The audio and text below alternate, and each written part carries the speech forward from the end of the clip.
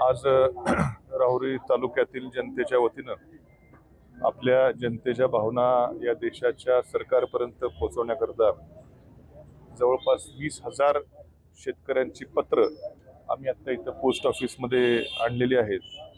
दिवसेंदिवस बिबट्याचा जो ग्रामीण भागातला वावर वाढतोय, शेतकरी अत्यंत त्रस्त त्या ठिकाणी झालेला आहे. रात्रीची वीज असते, जीव मुठीत धरून त्या ठिकाणी शेती करावी लागते आणि कित्येक आता पशुधन तर जाऊ द्या, पण आता मनुष्यहानी देखील मोठ्या प्रमाणावर व्हायला लागलेली आहे. भविष्यात शेती कशी करावी हा प्रश्न या तालुक्यातल्या, जिल्ह्यातल्या, राज्यातल्या शेतकऱ्यापुढे पडतोय आणि सातत्यानं विधानसभेत देखील मी हा विषय सातत्यानं मांडलाच होता. आता मात्र लोकांची भावना आहे, या वन्यजीव कायद्यामध्ये आता वेळ आलेली आहे. इनफॅक्ट उशीर पण झालेला आहे, पण आता तातडीनं या वन्यजीव कायद्यामध्ये बदल करून या बिबट्यांच्या संख्येवर नियंत्रण आणण्यासाठी योग्य त्या उपाययोजना केंद्र सरकारनं लगेच ताबडतोबीनं करण्याची आता आवश्यकता आहे. ही सगळ्या ग्रामीण भागातल्या शेतकऱ्यांची भावना आहे आणि ही भावना पंतप्रधानांपर्यंत किंवा केंद्र सरकारपर्यंत पोहोचवण्याकरता आम्ही मध्यंतरी गावोगावी जाऊन सह्यांची शेतकऱ्यांची मोहीम राबवली. या कायद्यामध्ये बदल करून बिबट्यांच्या संख्येवरती नियंत्रण आणावं याकरता पंतप्रधान नरेंद्र मोदी साहेबांना आम्ही पत्र त्या ठिकाणी लिहिलं आणि या तालुक्यातल्या बऱ्याचशा गावामध्ये या पत्रावर सही करण्याची मोहीम त्या ठिकाणी आखली गेली.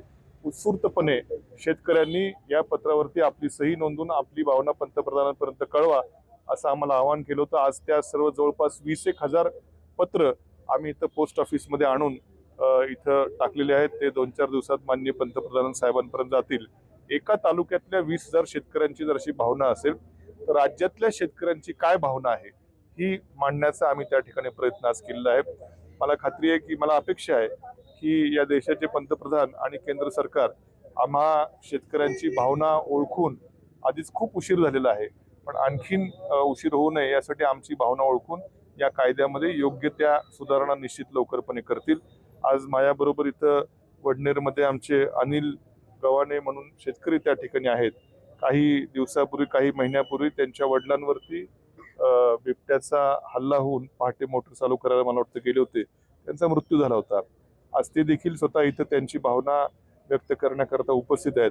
मगाशी आमचे वरवंडीचे देखील आपले ढगे म्हणून शेतकरी होते, माजी सरपंच आहेत, त्यांची देखील 2.5 वर्षाची मुलगी बिबट्यानं घरासमोरून उचलून नेली होती. ते देखील आज त्यांची भावना व्यक्त करण्याकरता इथं आले होते आणि म्हणून या सर्व शेतकऱ्यांच्या, ग्रामीण भागातल्या लोकांच्या भावना समजून शासनानं आता अधिक वेळ न घालवता याच्यावर लवकरात लवकर कार्यवाही करावी अशी आम्हा सर्व या तालुक्यातील शेतकऱ्यांच्या वतीनं मी नरेंद्र मोदी साहेबांना प्रार्थना त्या ठिकाणी करतो की लवकर हे कायदा बदला आणि आमचे जीव त्या ठिकाणी वाचवा.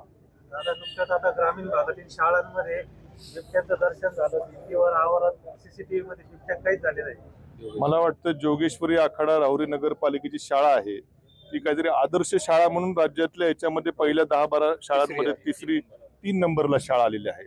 म्हणजे लोकसहभाग असेल, आमचे तिथले सन्मान्य सगळे नगरसेवक असतील आणि पालिका प्रशासनाच्या वतीनं इतकं चांगलं शाळेमध्ये हे केलं.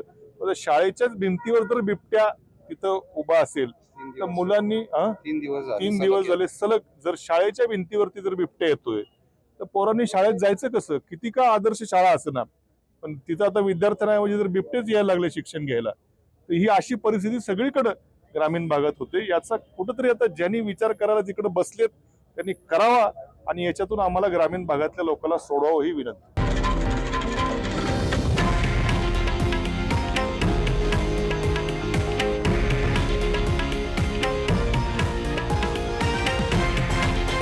हे आहे देशातील नंबर 1 न्यूज नेटवर्क आणि आपण पाहत आहात TV9 मराठी, एकमेव.